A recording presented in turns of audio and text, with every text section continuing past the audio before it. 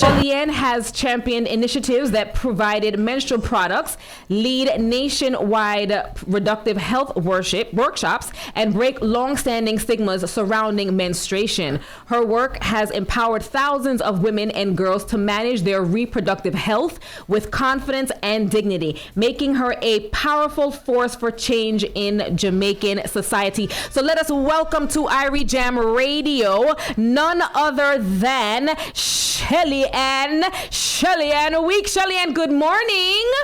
Good morning to you. Good morning. Good morning.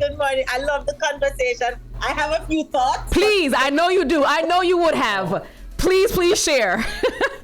Just a tad. All right. So I think that marriage in its traditional form is no longer relevant to modern society. I think that marriage needs to evolve, especially if it's going to attract young people to be a part of it, because the truth is how marriage was being done in the past, a lot of standards have changed and a lot of things have changed. Once upon a time, a woman had to be married to survive. She doesn't have to be married to survive anymore. She can survive single and happy without having to cook and clean and wash for anybody. I saw the other day with a man who's talking about, I am rich, I am a doctor, I have all of these things, and I still can't find a woman to cook for me. And I'm like, sir, do you know they have chefs? Go hire one. Because the truth is, if all you're looking for in a wife is somebody to take care of your house, then marriage is not what you need. Go and support the local economy and hire some entrepreneurs. Your house can be taken care of very easily if you have your money.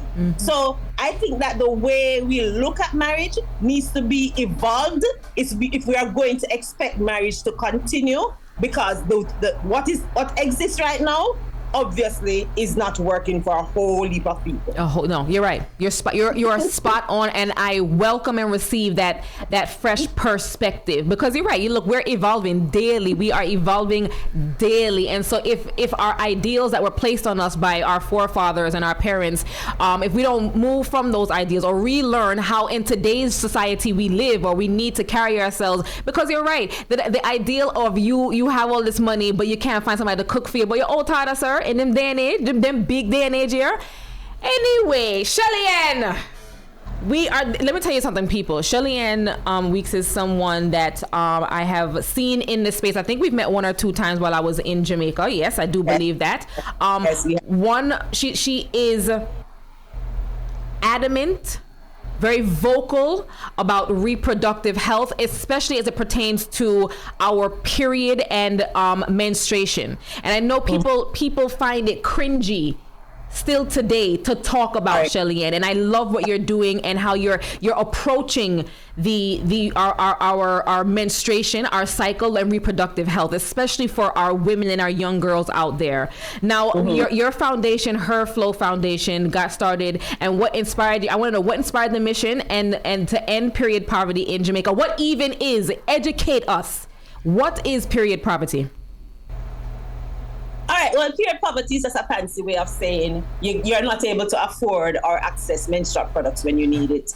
And the truth is, whenever people talk about economic difficulty or even inflation and a lot of those type of conversation, you hear they talk about food insecurity, you hear they talk about housing problems, you hear people talk about even gas, or the fact that when petrol goes up, how it affects everything else. But in the middle of all of that, period is happening. Period doesn't stop because the economy is not doing well. Period doesn't stop because there's a disaster. Period doesn't stop because the stock market is crashing. Period is happening every single day. And sometimes in making financial decisions, a lot of women find themselves in a position where they literally have to choose between feeding their children and buying menstrual products.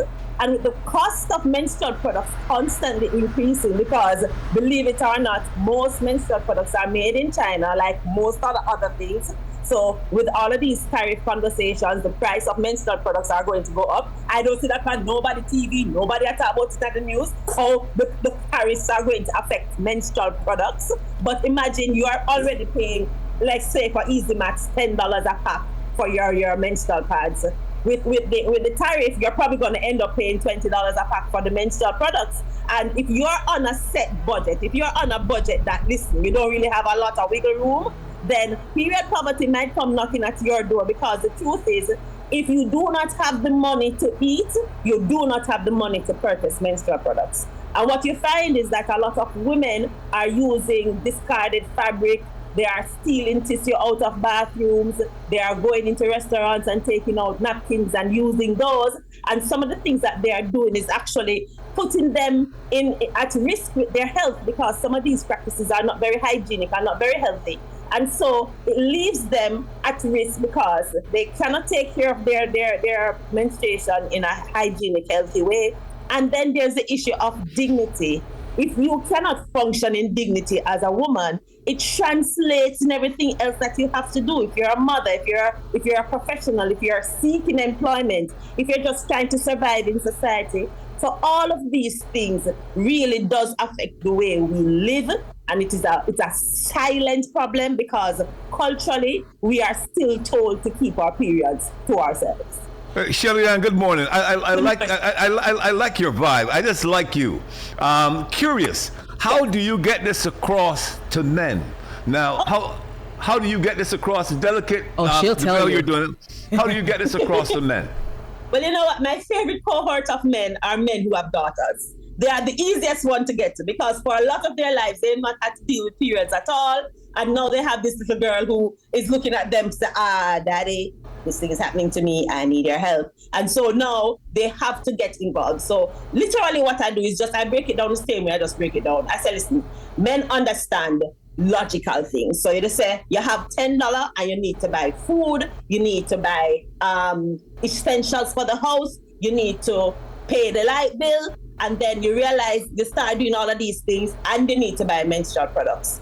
And if you look at the cost, I keep on talking about the cost of menstrual products, because usually a lot of people don't track the cost of menstrual products. And I'm telling you, because I've been tracking it, that in the last 4 years, the cost of menstrual products, at least here in Jamaica, has tripled. And it's going to go up even more because, as I said, most of the products are made in China. And so with the shipping and all of that and the new cost for the tariffs, we're going to see an increase in the menstrual products. And so it really comes down to what your money can do, which is why the poverty part is in the title, period poverty. And a man can understand that, listen, you need to pay for certain essential things, and this is one of them, right? When I go into an office and I'm talking to the CEO, who is a man, I say, listen, if you buy menstrual products for your staff, you'll save a whole heap of money on tissue. And he says, and he thinks about it, and I literally have to take a roll of tissue and show him how we use the roll of tissue as a makeshift pad and how much tissue we use. I don't remember the name of the female host, but she probably can attest to this. Yeah, that we don't have any products, and we go into that bathroom and we take that tissue. A little makeshift temporary pad to be thick, because if you sneeze, it worries. Yep. So you have to make sure that it can hold it, and you can go through a roll of tissue effortlessly. So when I say to a male CEO, if you buy menstrual products, you save money on tissue, I get to him. Wow. I got another quick question for you. How do you respond to the things that happen, like in churches, schools, where in churches, women, let's say in restaurants? Yeah. In popular, some guys do not allow women to cook after they're in their period because they say for different religious reasons. How do you deal with that scenario where it comes into the situation in cooking in the restaurant, religious beliefs that you have to do this if you're religious? Well, I don't know who is in restaurants checking to see when their staff is on their period or not. And if that is a thing that's going on in your restaurant as an employer, you might need to check what the law says about that, because that feels like a little bit of invasion of privacy. But I try not to get too involved in people and their religious beliefs. What I will say is, if you are going to expect to function in a society where women are in the workplace and women are still providing certain services, you are not going to know who is on their period and who's not on their period. So if your religion says that you cannot be around anybody that's on their period, then that's going to be a challenge for you, because you can't tell by looking at a woman if she's on her period. I met such a gentleman last year, and he said his wife cannot cook for him. So I said, then what you do for food? He said, eat out. I said, so you check to see if the chef in the kitchen is on her period too? And I think I spoiled eating out for him because it never occurred to him that the person in the kitchen is a woman. So I try not to get too involved in what your religious belief is. I will say that I don't agree with you going around and trying to ascertain if random women are on their period. You might find some pushback on that.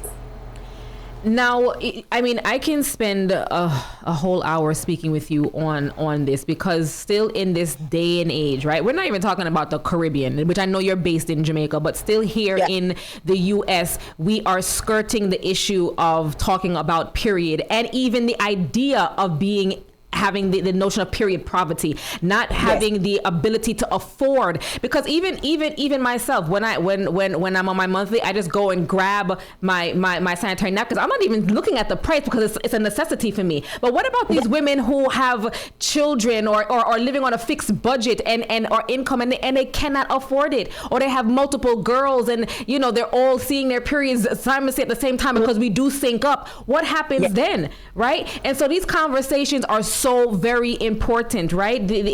Even as we talk about marriage and love and sex and all the things, we have to look at the women's menstruation, because it's a part of who we are, it's how we were made up, and the things that we need as a woman to survive. We're talking about survival here, people, and I often wonder about the people who live in shelters and who are living in homeless, that are women that have to, that monthly, the period does not stop, it until you reach a certain age. It comes and it's going to come. How do we have these conversations with these persons, right? And I think what you're doing is to be applauded, Shelly-Ann. So thank you for what you're doing there in Jamaica. I know it's a passion mission for you. I remember hearing your story early on with what your how you came to start her flow, it's called, Her Flow Foundation. But what we want to talk about, right, is the upcoming run that the foundation is having, and how we here in the diaspora can support you and support your initiatives and your efforts to get the education out there in and around reproductive health. Yeah, man, I thank you so much for that, and thank you for the support, Irie, because we get a lot of support from the diaspora, and I know there are a lot of persons out there who definitely has been supporting Her Flow. So I want to say big ups to them, and thank you so much for your support so far. It is because of that support that we have been able to distribute over 10 million products right across Jamaica here, making sure products get to school, so girls stay in school, make sure that product gets into clinics, make sure that products, even the prison, we supply the prison with products too, because period don't stop because you're in prison. Yes.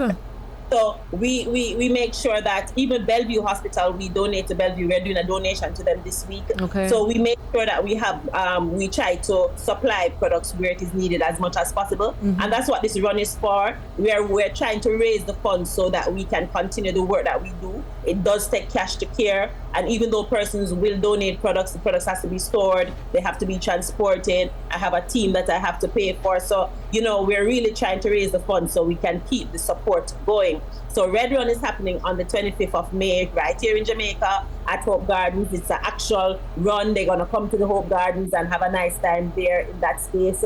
But if you are in the diaspora and you're listening to me or hearing my voice right now, you're watching me on the live stream, you can also participate in a number of ways. You can go on my website, herflowfoundation.com/redrun5k. That will take you directly to the page. You can go on and you can make a donation. You can even sponsor some students from an inner city or a rural school to attend the event itself, because we're going to create a day of play for the children. We're bringing in some children from state care as well, so they can just come and have a fun time at the Hope Gardens for the Red Run. So you can support by sponsoring them to participate. And you can also support by, getting your friends and family here in Jamaica to come and be a part of the Red Run, because like I said, it is really a big part of our fundraising, just trying to keep the work going. So again, the website is herflowfoundation.com/redrun5k. If you just enter herflowfoundation.com, you can still access the information from there. You know, you've often highlighted that millions of school days are missed during to the period poverty. What does this look like on the ground in Jamaica, and how is Her Floor tackling it? All right, well, I can tell you, I've done the research in schools. That's where we do most of our work. I go to over 100 schools personally every single year. We see over 20,000 students in front of me every single year. We do 4 major school tours. And I can tell you that about 44% of Jamaican girls are impacted by period poverty. About half of them just stay home from school when they have their periods. And then the other half use all sorts of ingenious ways to make products. Some of them use things like newspaper, some of them use banana leaves, some of them use old t-shirt, old towel, all sorts of things to make their products so they can go to school. And I really want to tell you that since we've been doing this work for 9 years, we have gotten great reports from the teachers. They tell us about the improved attendance from the girls. They tell us about the improved grades, the way they are speaking up in class, the way their confidence improves. Even with the boys, because we include boys in workshops. So when we go to the schools to do workshops, we include boys in the conversation. And one of the things that we have cut out, and I'm happy to report this, is once upon a time, boys used to tease the girls about the period. They'll go in their bag and take out the pouches and wave them around and think it's funny. That has almost completely stopped. I mean, it's a few things that happen. But for the most part, it has stopped because the boys have now seen that they have a supportive role to play in this conversation around periods. And that's the reason why we want to include them. Because once they learn, once they understand, once they're educated, they are much more open and they do not have the issues that perhaps their fathers had because they didn't have the exposure. So the teaching the boys is something that we're doing for future generations because they are going to become better men in the long run. Important that we're teaching both the females, because we are the ones that have the period, but also teaching the males too, because they're going to turn into big men and they're going to need to know about what it is, what reproductive health is, what the menstrual cycle looks like, how it affects them as a male, not just as in when you're talking about going to have sex, but as you get into a relationship with your wife and what that looks like, the different ebbs and flows of that, right? It's an important conversation. But I want to talk about this. May is known as Mental Health Awareness Month, right? Yeah. And when you look at period poverty, where you're unable to afford certain menstrual the basics, you're unable to afford the basics, and then on top of that, right, layered with that is now you have this mental pressure, this mental illness that you have to deal with. How do you navigate that when that presents itself to you? Well, it presents itself in a number of ways because I don't know if you're aware of a condition that's called PMDD, which is a premenstrual dysphoric disorder, which is a heightened level of PMS, but with mental challenges as well. So it will come with heightened anxiety, heightened depression. Sometimes persons are just unable to function. They can't concentrate, brain fog, all of these kind of things.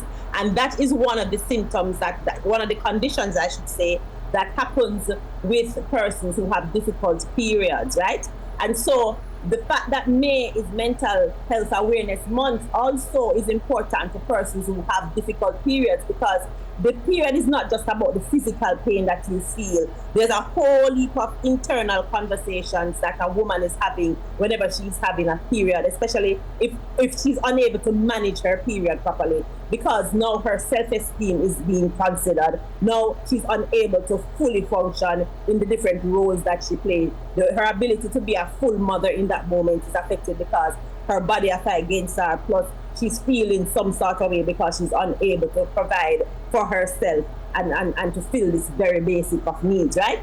So the thing about period is that period is something that is going to happen regardless of whatever else is happening in the world. So if there's a hurricane, if there is a terrorist attack, if there is she's having a difficulty in her relationship, if her managi are born, whatever it is, period is there same way. And so because of that, I want us to ensure that this particular need is met because we still have so many other things to deal with. There are still so many other problems that we have to deal with.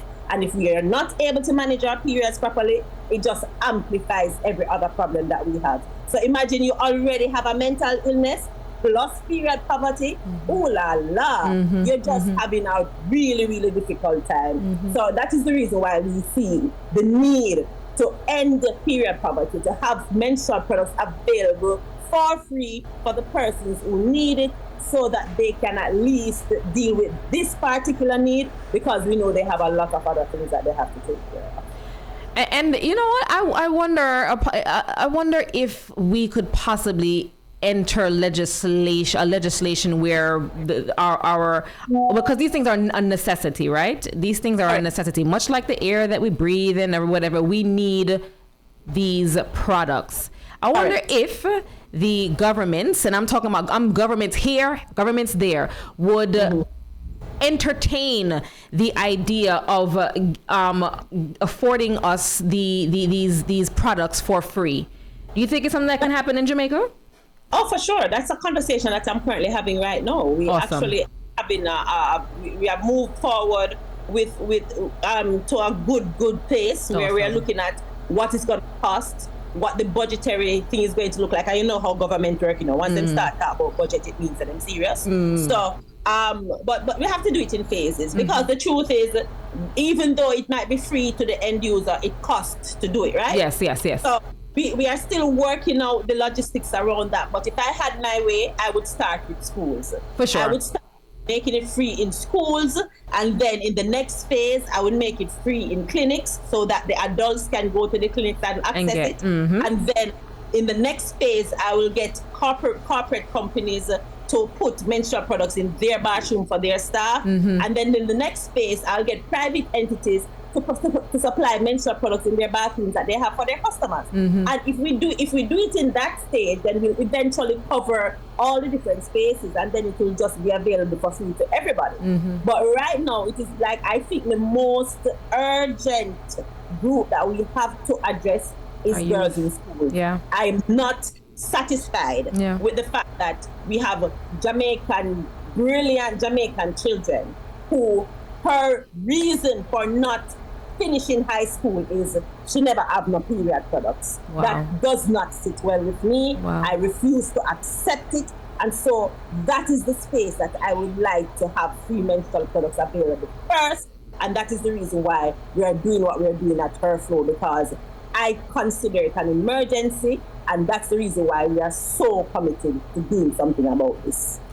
All right, New York, New Jersey, Connecticut, worldwide, wherever you're listening to us, here is your call to action. Shelly-Ann and the Her Flow Foundation, they're having their 2025 Red Run. It is May 25th. The call to action is, and it's happening at Hope Gardens in Kingston, Jamaica. Not because you're there in New York or America, you can't support. What you are going to do is head over to herflowfoundation.com. Am I saying that correct, Shelly-Ann? Herflowfoundation.com. All if a dollar you have, me I beg on a get. All if a dollar I have, me I beg on a get. Because these girls, our girls are brilliant girls. They need it, right? They need it. So it's herflowfoundation.com. Head over, whatever you can, people. This is an emergency. It is an emergency. My women out there, my mothers, my aunties, my godmothers, my baby mothers, if you know what I know, when it come on to when that period drop, Hannah products, judgment,